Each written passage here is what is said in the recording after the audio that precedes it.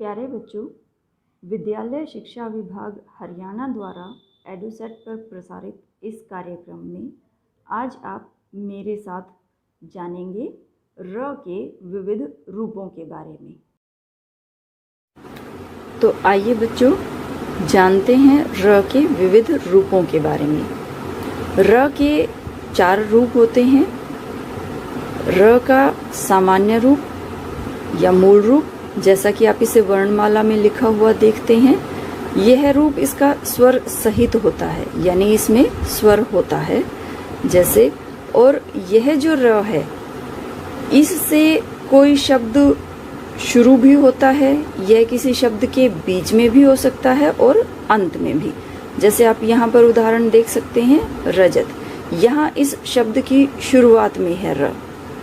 सरोज यहाँ मध्य में है, पार यहाँ अंत में है। तो यह कहीं भी हो सकता है, इससे शब्द की शुरुआत भी होती है। यह स्वर सहित होता है।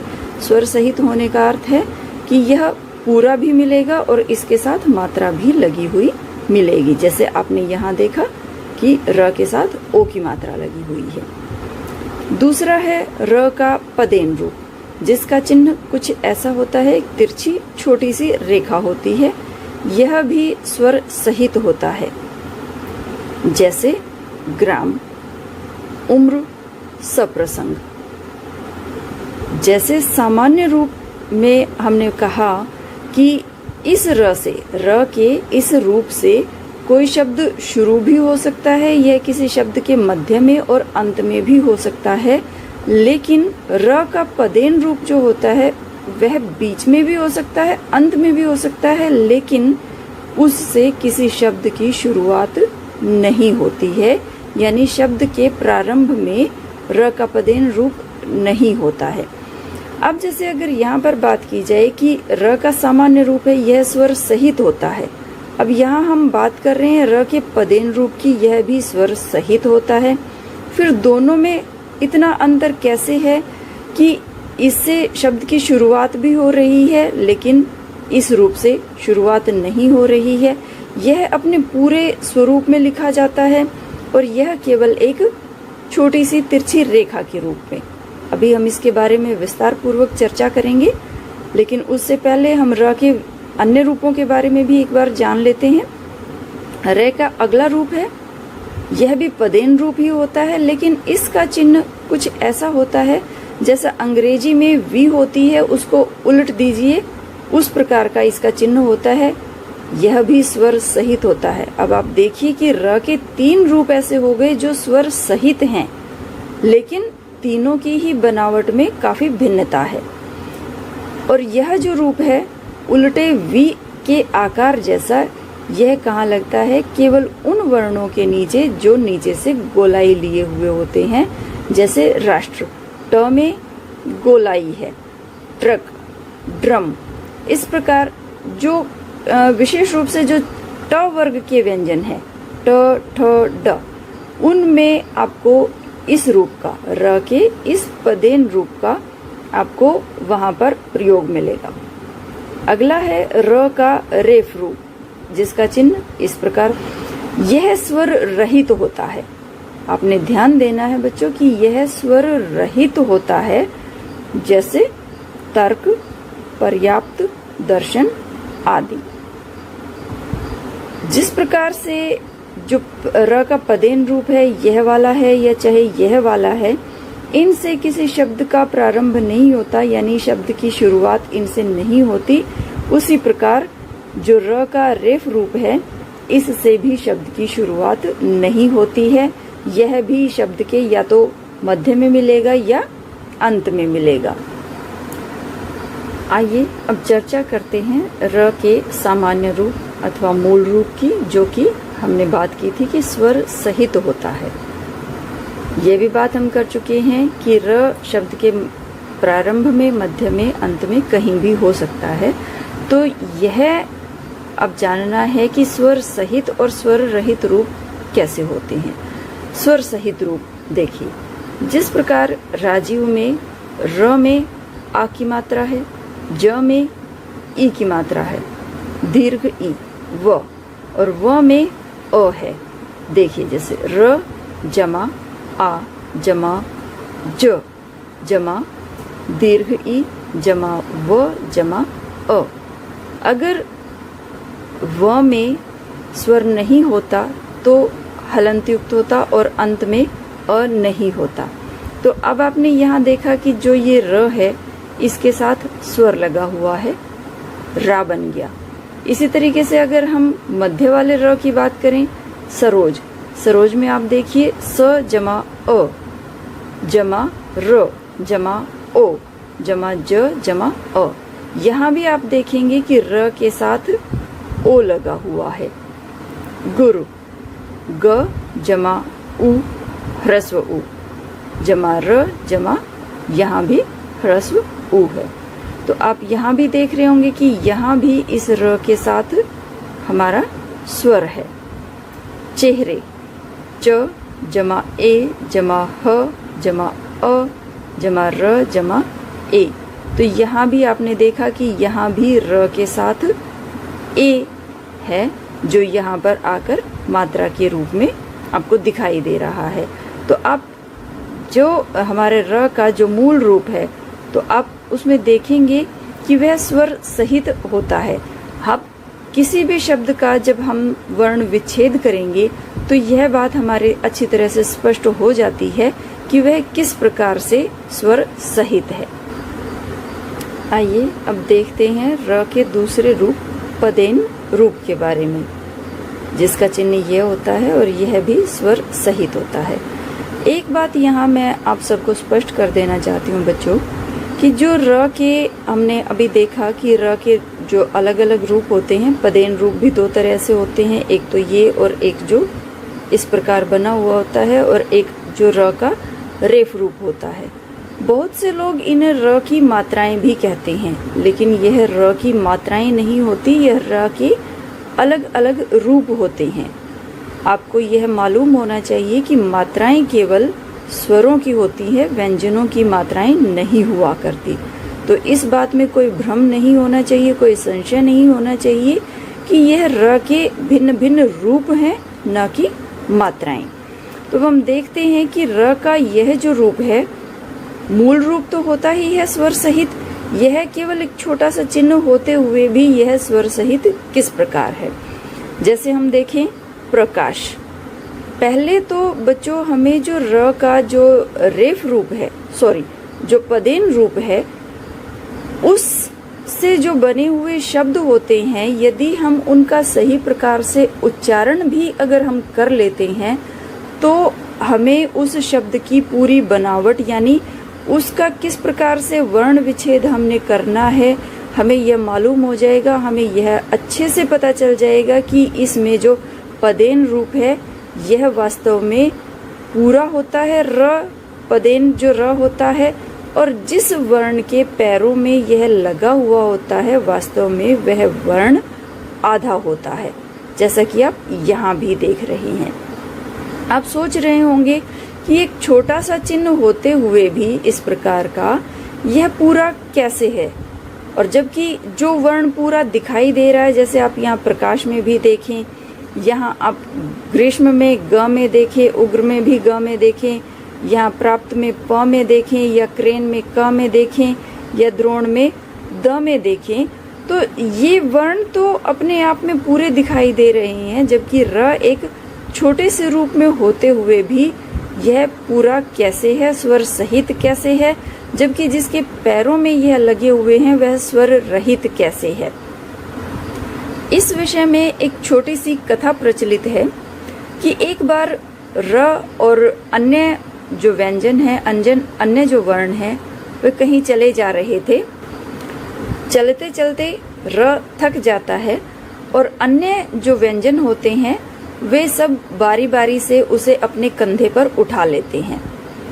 तो र उनके इस व्यवहार से इतना कृतज्ञ अपने आप को स्वयं को महसूस करता है, तो उनके प्रति कृतज्ञता जाहिर करने के लिए र उनसे कहता है कि जब भी आपको कभी मेरे सहारे की आवश्यकता होगी तो मैं आपके चरणों में रहते हुए आपको संबल प्रदान करूंगा, मैं आपको सहायता प्रदान करूंगा। और इस प्रकार आप देखते हैं कि यहाँ पर प जो है अपने पूर्ण रूप में आपको दिखाई दे रहा है, प पूरा लिखा हुआ है और र केवल एक छोटे से एक तिरछी रेखा के रूप में लगा हुआ है। अक्सर हम इस रूप को, जो प का पदेन रूप है, हम इसको बोल देते हैं कि यह उस वर्ण के पैरों में लगा हुआ है। आप यहाँ सभी जितने भी उदाहरण यहाँ लिखे हुए हैं, आप देखेंगे कि यह उस वर्ण के पैरों में लगा हुआ है। तो इस प्रकार के उदाहरणों में हम कह सकते हैं कि र जो है अपनी उस कृतज्ञता को ही जाहिर कर रहा है, जो विभिन्न वर्णों ने समय पर उसकी मदद करके उसको अपने कांधों पर उठा करके की थी। तो अब देखते हैं कि प्रकाश का जो सही उच्चारण है, बहुत सारे लोग इसको प्रकाश बोल देते हैं। अगर इसको हम प्रकाश बोलेंगे तो यहाँ पर प पूरा होगा।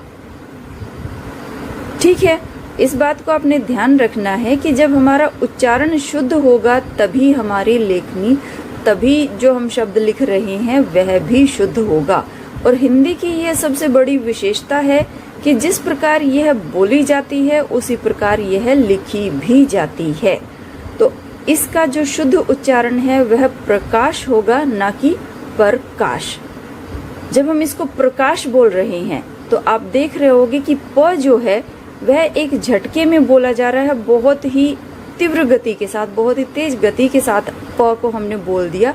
लेकिन र के ऊपर हमारा जोर है, प्रकाश, ना कि प्रकाश। तो यहाँ पर प जो है वो स्वर रहित है। आप देख रहे हैं कि प हलंत युक्त है, इसके साथ आगे कोई भी स्वर नहीं लगा हुआ है। र के साथ अ है, क्योंकि यहाँ पर आप देखेंगे कि यहाँ आगे कोई मात्रा किसी भी प्रकार की नहीं है। आगे है का, क जमा आ, और फिर अंत में है श जमा अ। तो आप इस प्रकार से प्रकाश का वर्ण विच्छेद क्या हो गया, प जमा र जमा अ जमा क जमा आ जमा श जमा अ। इस प्रकार यह बन गया प्रकाश। अगला जो हमारा शब्द है ग्रीष्म। अब इसमें हम ये कैसे पहचाने कि कौन सा वर्ण पहले आएगा, कौन सा बाद में आएगा, मात्रा किस पर लगी हुई है। तो फिर से वही बात आती है कि अगर हमारा उच्चारण शुद्ध है तो हमें कहीं पर भी किसी प्रकार की कोई परेशानी नहीं आती है। हम इसका उच्चारण क्या कर रहे हैं, ग्रीष्म।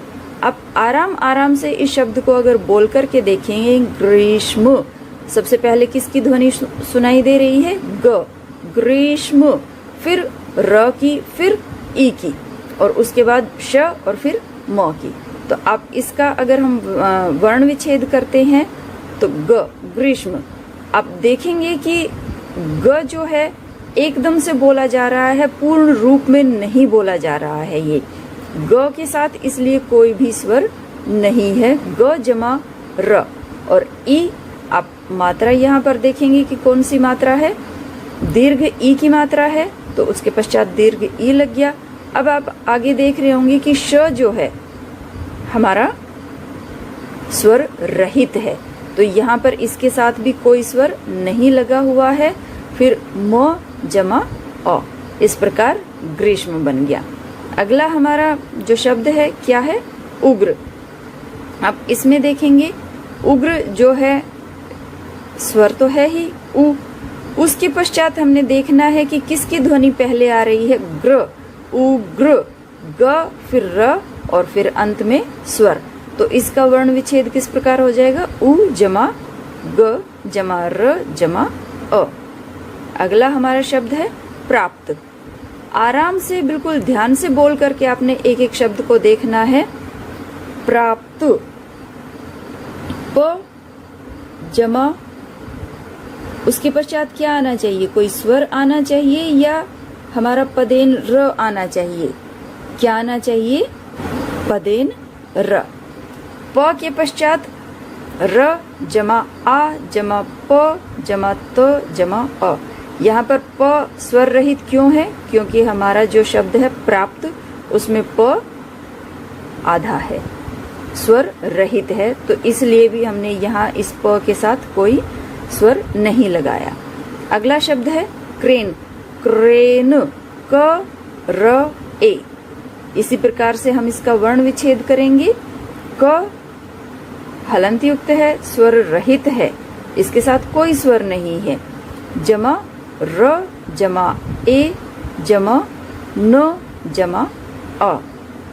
ठीक है, तो अब आप लोगों को यह बात काफी हद तक स्पष्ट हो चुकी होगी कि हमारा र का जो ये पदेन रूप है, ये वास्तव में भले ही यह एक छोटी सी तिरछी रेखा के रूप में होता है, लेकिन वास्तव में यह अपने आप में स्वर सहित होता है, पूरा होता है। जबकि जिसके पैरों में यह लगा हुआ होता है, वह वर्ण पूरा दिखाई देते हुए भी आधा होता है, स्वर रहित होता है। और अगर आपने इनके उच्चारण को, इन सभी शब्दों के उच्चारण को ध्यानपूर्वक सुना है, तो आपने यह भी इस बात को भी आपने स्पष्ट रूप से समझ लिया होगा कि पदेन र का जो उच्चारण है, जिस वर्ण के पैरों में यह लगा होता है, उसके बाद में इसका उच्चारण किया जाता है, ना कि उससे पहले। आप इसी का उदाहरण देख लिए। प्रकाश, प्र, प के पश्चात र बोला जा रहा है। ग्रीष्म, ग्रीष्म, ग र, जैसा कि आप यहाँ पर भी देख रहे हैं। अब हर शब्द में आप देखेंगे कि जिस वर्ण के पैरों में यह लगा हुआ है, उस वर्ण के बाद में र का उच्चारण है, र बोला जा रहा है। तो भले ही र जो है एक छोटी सी तिरछी रेखा के रूप में विद्यमान होता है, लेकिन र यहाँ पर स्वर सहित होता है, अपने पूर्ण रूप में होता है। रूप अगर हम यूं कहें कि र का जो हमारा ये जो सामान्य और मूल रूप है, मैं इसकी बात नहीं कर रही हूँ, मैं इसके उच्चारण की बात कर रही हूँ। जैसा कि हमने इन सभी शब्दों में देखा कि र का जो उच्चारण है वो पूरा है, जबकि जिसके पैरों में यह लगा हुआ है उसका उच्चारण आधा है। बेसब्र में भी अगर हम देखें तो ब जमा ए जमा स जमा अ जमा। अब आप यहाँ देखेंगे कि ये जो ब है, जिसके पैरों में र लगा हुआ है, यह स्वर रहित है, जबकि र जो है, पदेन र जो है, वह स्वर सहित है, इसके साथ स्वर अ जुड़ा हुआ है।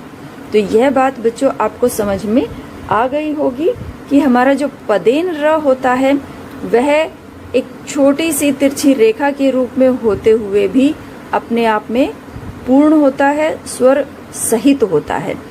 अब इसको जो लगाने का स्थान है, वह आप देखिए कि जो जैसे अगर मैं बात करूं क वर्ण की, आप देखेंगे कि यहाँ जो स्थान बनता है, ये इसके बीच में जो स्थान बनता है, यहाँ पर र का प्रयोग होता है। ग इस तरीके से। अगर मैं प की बात करूं तो इस तरीके से।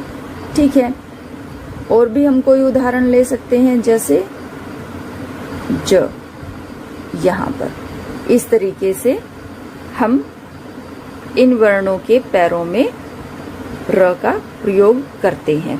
कुछ ऐसे वर्ण भी होते हैं जिनके साथ जब हम र का प्रयोग करते हैं, तो यहाँ तो आपने देखा होगा, या इन सभी उदाहरणों में आपने देखा होगा कि जैसे हमने प के साथ र का प्रयोग किया, या ग के साथ किया, या हमने द के साथ किया, तो वहाँ उन वर्णों का रूप ज्यों का त्यों बना हुआ है।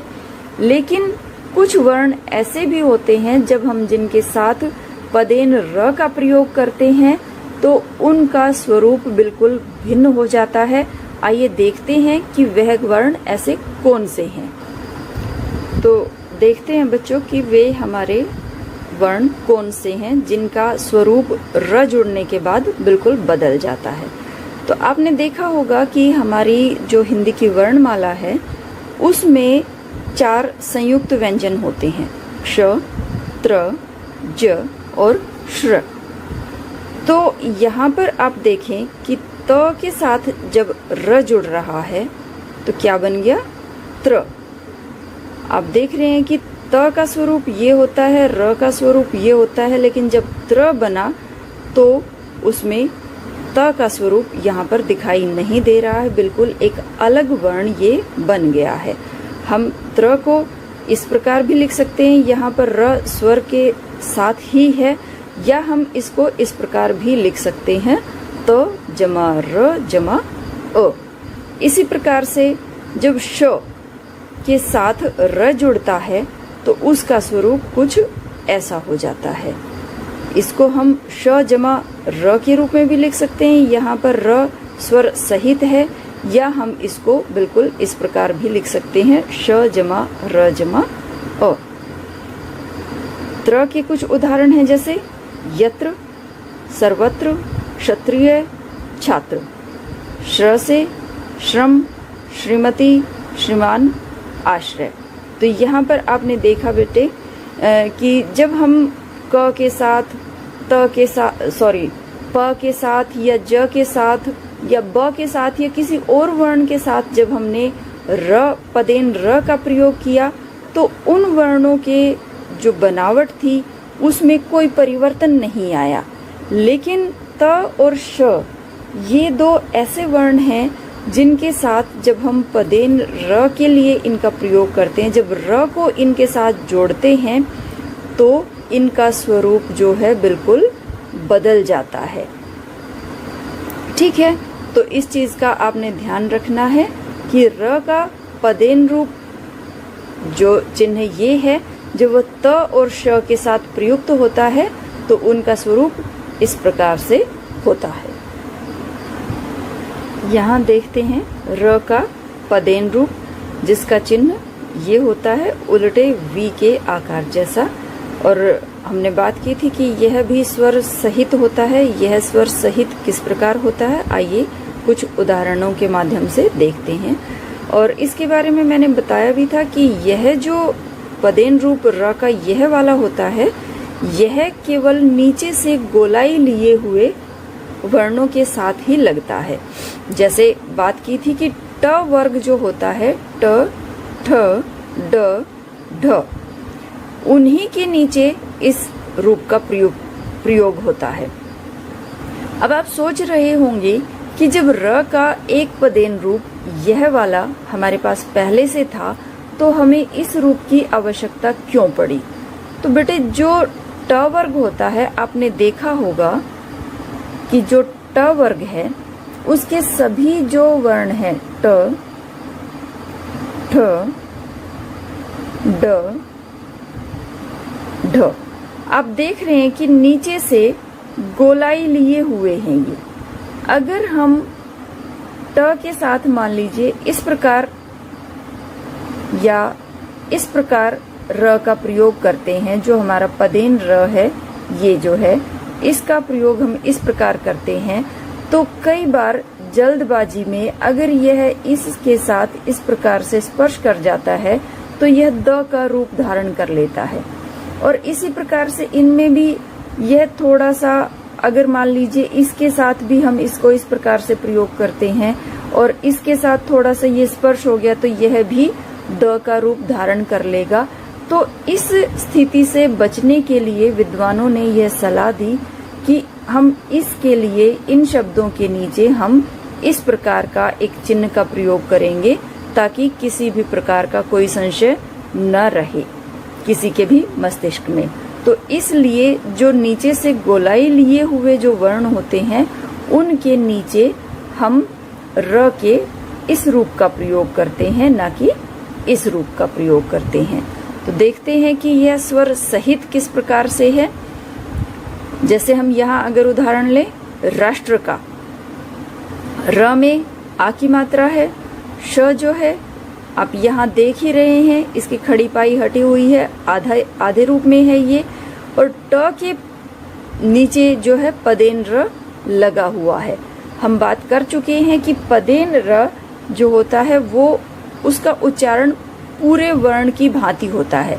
तो आप यहाँ ट्र का जब उच्चारण करके देखेंगे तो आपको स्वयं भी मालूम हो जाएगा और यह भी मालूम हो जाएगा कि जब हम वर्ण विच्छेद कर रहे हैं तो पहले कौन सा वर्ण आएगा। आप यहाँ उच्चारण करके देखें, राष्ट्र, ट्र, पहले ट की ध्वनि आ रही है, फिर र की ध्वनि आ रही है। तो इसका वर्ण विच्छेद किस प्रकार हो जाएगा? र जमा आ जमा श। ये स्वर रहित है, इसलिए इसके साथ यहाँ आगे कोई स्वर नहीं आया। ट्र, फिर ट जमा र। ट जो है वो स्वर रहित है यहाँ पर, र जमा अ। तो आपने यहाँ इस बात को समझ लिया होगा कि ये जो स्वर सहित है, क्यों है स्वर सहित?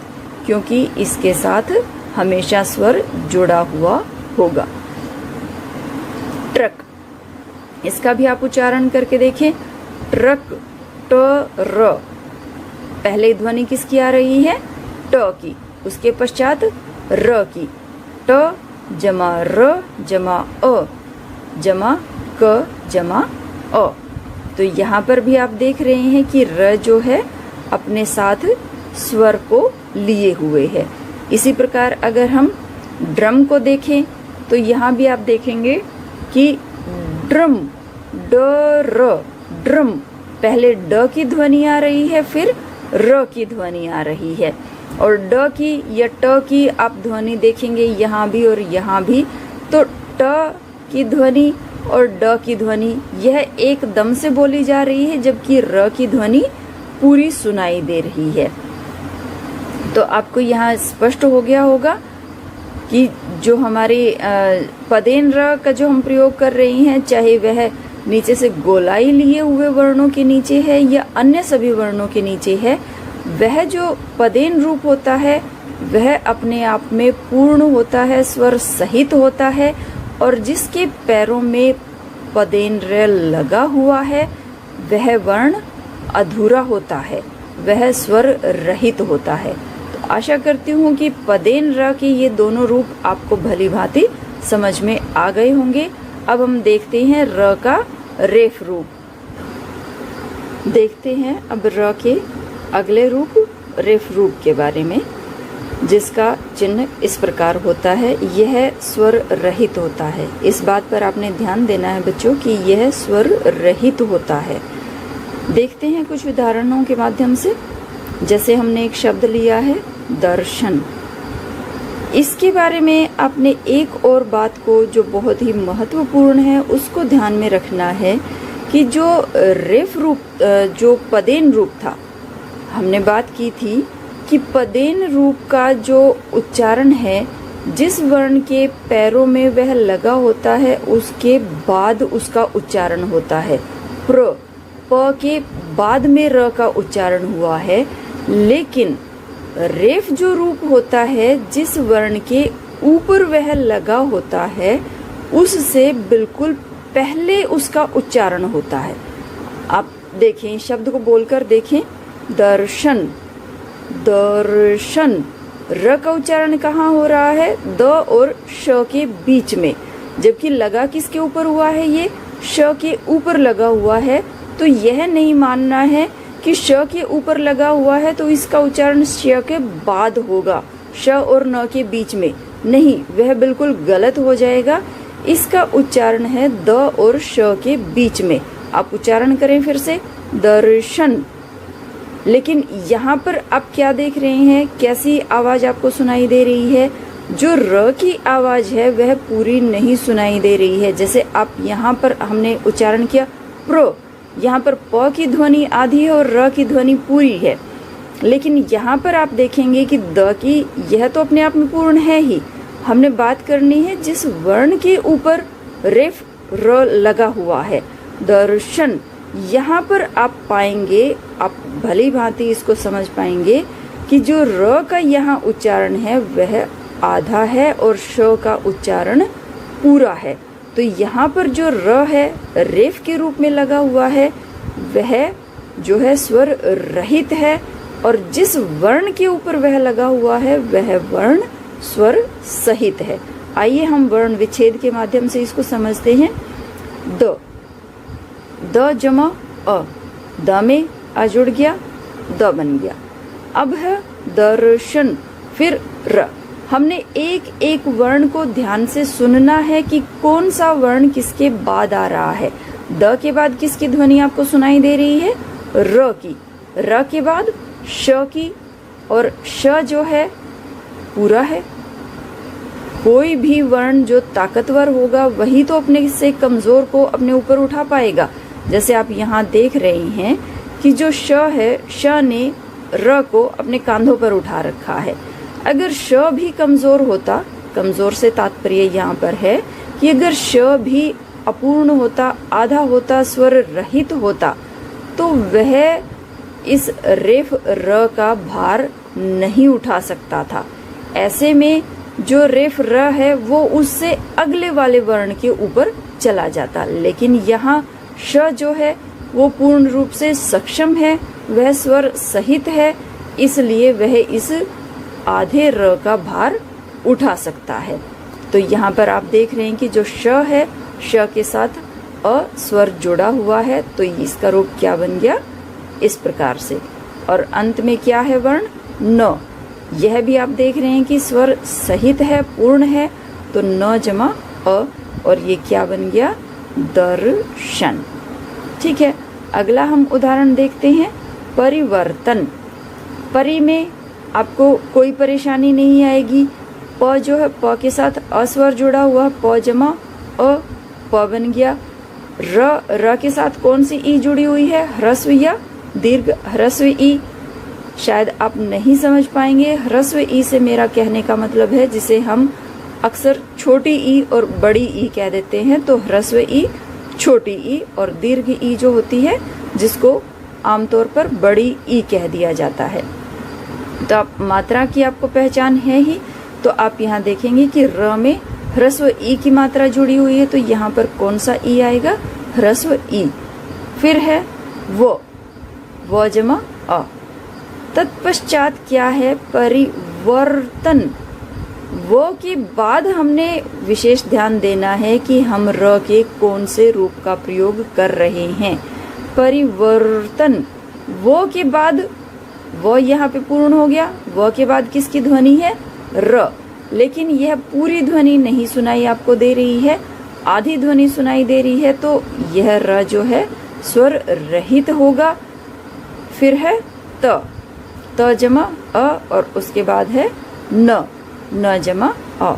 तो इस प्रकार से इसका क्या रूप बन जाएगा, परिवर्तन, परिवर्तन। अगला हम उदाहरण देखते हैं, स्वर्गिक।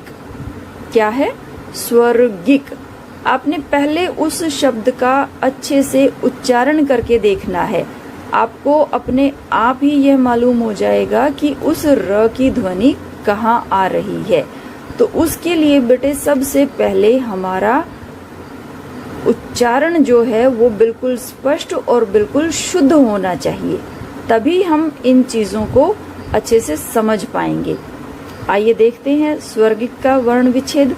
स्व, स एकदम से बोला जा रहा है, जबकि वह पूरा समय ले रहा है, पूरी आवाज इसकी सुनाई दे रही है। तो यहाँ पर स जो है वो स्वर रहित है, और वह जो है स्वर सहित है, तो इसका रूप क्या बन गया, स्व। उसके बाद आप देखिए स्वर्गिक, व के बाद किसकी ध्वनि सुनाई दे रही है, र की। फिर गिक, गईक, स्वर्गिक, ग के बाद ई की ध्वनि। तो इस तरह के शब्द हैं, थोड़े से कठिनाई लिए हुए जो शब्द हैं, उनमें आपको किसी भी तरह की उलझने की आवश्यकता नहीं है। आप उस शब्द का बार बार उच्चारण जब करके देखेंगे तो आप किसी भी तरह की कोई भी समस्या आपके सामने नहीं आएगी। आप बिल्कुल अच्छे से उसका वर्ण विच्छेद भी कर पाएंगे, यह भी समझ पाएंगे कि उसमें जो र लगा हुआ है या कोई और वर्ण है वो आधा है या पूरा है। तो इसको हम एक बार फिर से देखते हैं। स्वर्गिक, स्व का यहाँ हम कर चुके थे, र जमा ग, और यहाँ पर आप मात्रा देख रहे होंगे कि ई की कौन सी ई यहाँ पर लगी हुई है, ह्रस्व ई है या दीर्घ ई, ह्रस्व ई। ठीक है, तो ये इसका रूप बन गया इस प्रकार से, ग में ह्रस्व ई और ऊपर र, उसके पश्चात क जमा अ, तो ये बन गया स्वर्गिक। आइए कुछ एक शब्द ऐसे देखते हैं जिनमें र जो है उसकी ध्वनि तो कहीं और आ रही है, लेकिन वह लगा कहीं और हुआ है। देखते हैं इन वर्णों को, इन शब्दों को भली भांति समझने का प्रयास करते हैं। मैंने बात की कि जो र का रेफ रूप होता है, जिस वर्ण के ऊपर वह लगा हुआ होता है, बिल्कुल उससे पहले उसका उच्चारण होता है, जैसे कि अभी हमने पिछले उदाहरणों में देखा था। इस शब्द का उच्चारण होगा अर्ध्य। अर्ध्य। र का उच्चारण कहाँ हो रहा है? ध से पहले यहाँ उसका उच्चारण हो रहा है। अर्ध्य। र की ध्वनि यहाँ बिल्कुल अ के बाद में आ रही है। तो अब आप सोच रहे होंगे कि र ध को छोड़ करके य के ऊपर जाकर क्यों लगा? तो जैसा अभी मैंने पिछले एक उदाहरण में आपको बताया था कि जब जो वर्ण अपने आप में ही अपूर्ण है, जो पूरा नहीं है, वह दूसरे किसी का भार नहीं उठा सकता, तो उस स्थिति में र जो है उस आधे वर्ण के ऊपर न लग करके उससे अगले वर्ण को वह ढूंढेगा जो वह पूरा होगा, जो स्वर सहित होगा। तो ध के बाद य जो है वर्ण वो स्वर सहित है और र का भार उठाने में भी वह सक्षम है, तो इसलिए र जो है य के कांधे के ऊपर जाकर बैठ गया। उसने ध को छोड़ दिया, देख लिया कि ध तो खुद अपना ही भार उठाने में सक्षम नहीं है, तो मेरा कहाँ से वह भार उठा पाएगा, तो इसलिए र जाकर य के कांधे पर बैठ गया। अर्ध्य। अब आप इसका वर्ण विच्छेद देखें, अ जमा र, क्योंकि र की ध्वनि अ के बिल्कुल बाद में आ रही है। फिर ध भी स्वर रहित है, इसीलिए वह र का भार नहीं उठा पाया और र कहाँ चला गया? य के ऊपर, क्योंकि र जो है स्वर सहित है। अगला हम उदाहरण देखते हैं, वर्त्स्य। अब देखिए कि ये इससे भी कठिन उदाहरण आपके सामने आ गया। इसमें तो आधा एक ही वर्ण था, यहाँ पर दो दो आ गए हैं। और आप देखेंगे कि र की जो ध्वनि है वह के बाद में है, लेकिन र कहाँ पर जाकर लगा हुआ है? य के ऊपर। न त के ऊपर लगा, न स के ऊपर लगा, क्योंकि दोनों ही अधूरे शब्द हैं, अधूरे वर्ण हैं। क्योंकि त भी यहाँ पर स्वर रहित है और स भी स्वर रहित है, र भी है तो स्वर रहित ही, लेकिन इसको तो किसी न किसी का सहारा चाहिए था, किसी के ये कांधे पर जाकर ये बैठ जाए। तो त भी अपने आप में अपूर्ण है, स भी अपने आप में अपूर्ण है, ये दोनों ही र का भार उठाने में सक्षम नहीं थे, तो इसलिए र इन दोनों को छोड़ते हुए, इन दोनों को लांघते हुए य के कांधे के ऊपर जा बैठा। तो इस प्रकार जो वर्त्स्य का जो हमारा संधि विच्छेद होगा, जो वर्ण विच्छेद होगा वो क्या होगा? व जमा अ, और र उसके बाद व के बाद र की ध्वनि आ रही है, तो फिर र। उसके बाद त भी स्वर रहित है और स भी स्वर रहित है। तो आप यहाँ देख भी रहे हैं कि न त के साथ कोई स्वर लगा हुआ है, न स के साथ लगा हुआ है, और अंत में क्या है? य। यह स्वर सहित है, इसीलिए इस र का भार उठा पाने में सक्षम है। तो यह क्या बन जाएगा? व, और र जाकर यहाँ लग जाएगा, क्योंकि ये दोनों स्वर रहित हैं। तो इसका स्वरूप क्या होगा? वर्त्स्य। एक और उदाहरण हम देखते हैं, दुर्व्यवहार।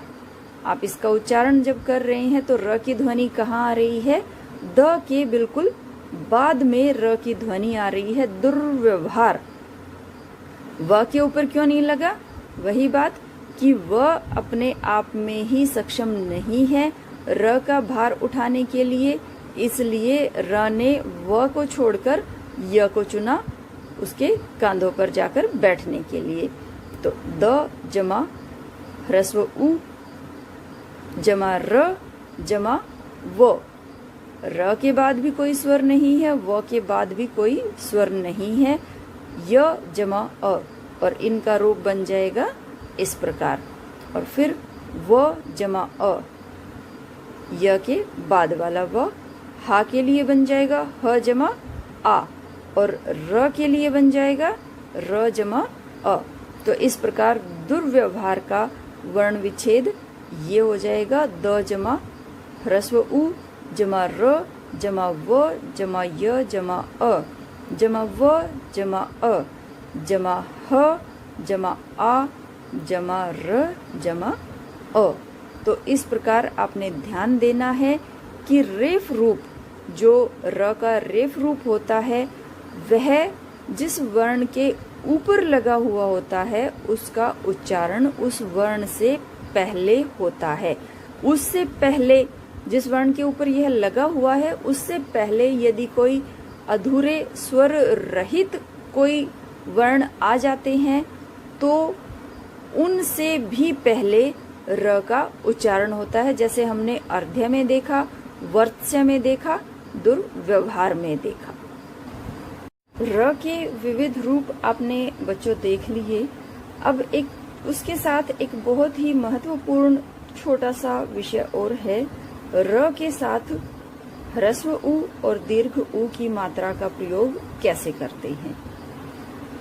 ह्रस्व उ की मात्रा आपको पता है इस प्रकार होती है और दीर्घ उ की मात्रा इस प्रकार होती है।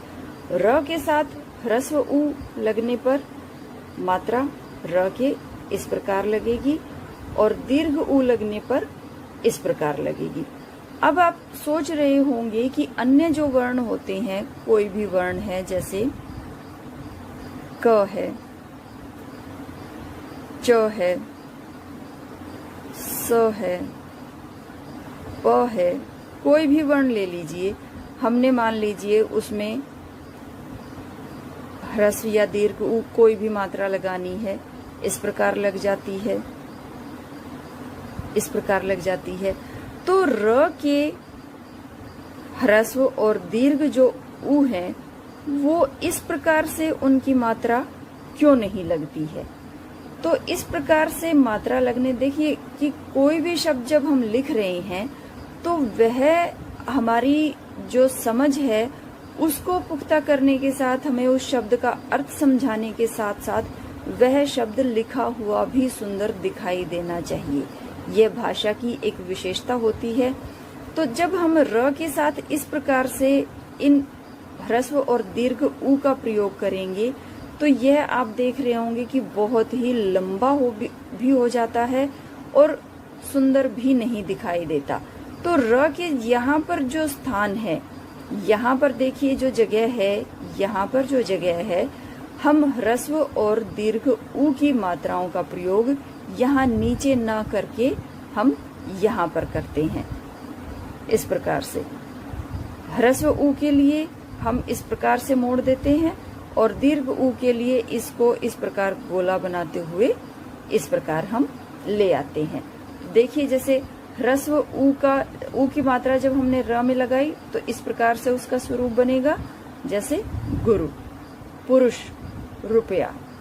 और दीर्घ उ की मात्रा का जब हम प्रयोग कर रहे हैं तो उसका स्वरूप कुछ ऐसा होगा, रूप, जरूर, रुद्र।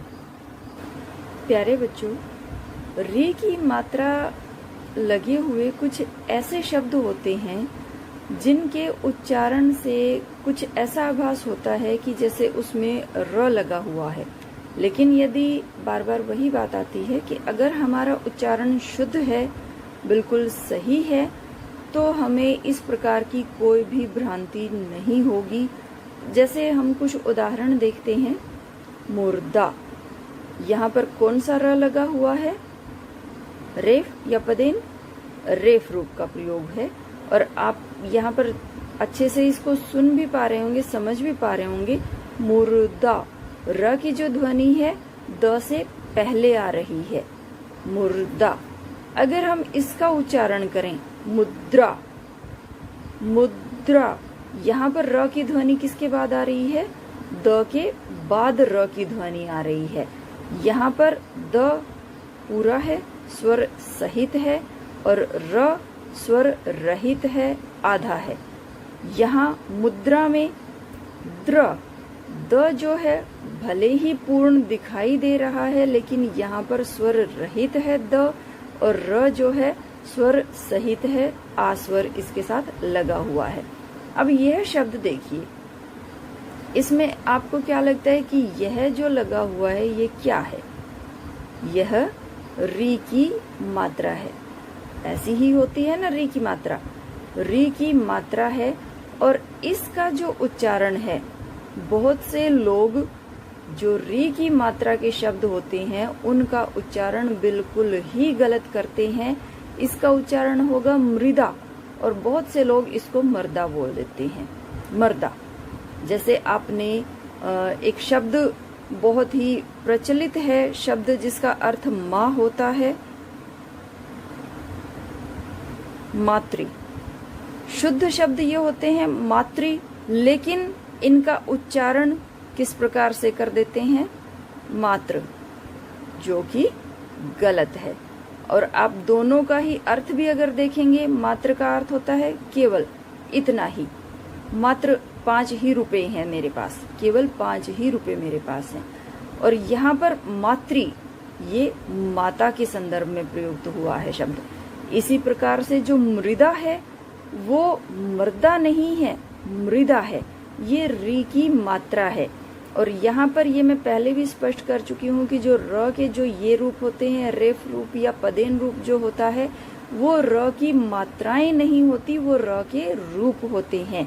और जबकि री क्योंकि स्वर है और मात्राएं केवल स्वरों की ही होती हैं, तो यह री की मात्रा है, यह शब्द होगा मृदा।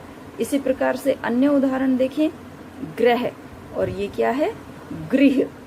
ग्रह नक्षत्र होते हैं, आकाशीय पिंड होते हैं, और गृह क्या होता है? घर होता है। इसी प्रकार से अन्य उदाहरण है द्रव्य, यहाँ पर पदेन र का प्रयोग किया गया है, और ये क्या है? दृश्य, यहाँ पर री की मात्रा है।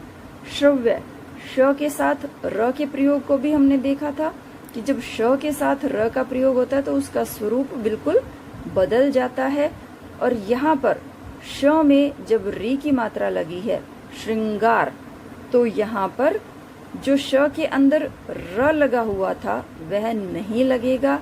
और आप देखोगे कि श्रृंगार शब्द बहुत सारे लोगों का गलत लिखा हुआ होता है, उसमें श के साथ री र भी लगा देते हैं और री की मात्रा भी लगा देते हैं, जो कि बिल्कुल गलत होता है।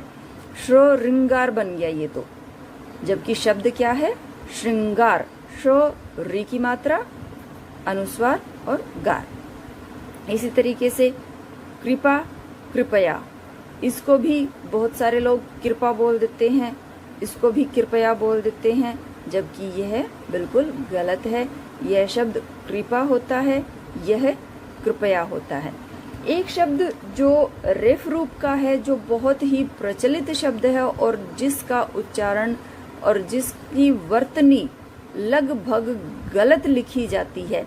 आप किसी वाहन के पीछे भी आप लिखा हुआ देखते हैं, माँ का आशीर्वाद, पिता का आशीर्वाद, माता पिता का आशीर्वाद, तो वहां पर आप देखते होंगे कि आशीर्वाद कैसे लिखा मिलता है।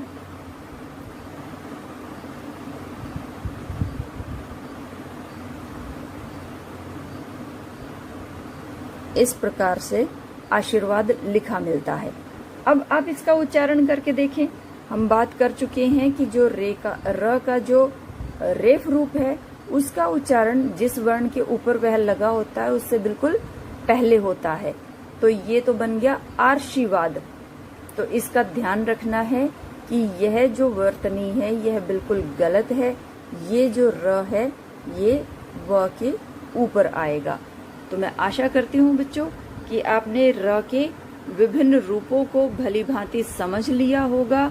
त और श के साथ र के प्रयोग को भी आपने समझ लिया होगा, और आपने र के अंदर ह्रस्व और दीर्घ ऊ की मात्रा का किस प्रकार प्रयोग होता है और री की मात्रा से बने हुए शब्दों का उच्चारण और उनकी वर्तनी किस प्रकार होती है, इन सब बातों को भली भांति समझ लिया होगा।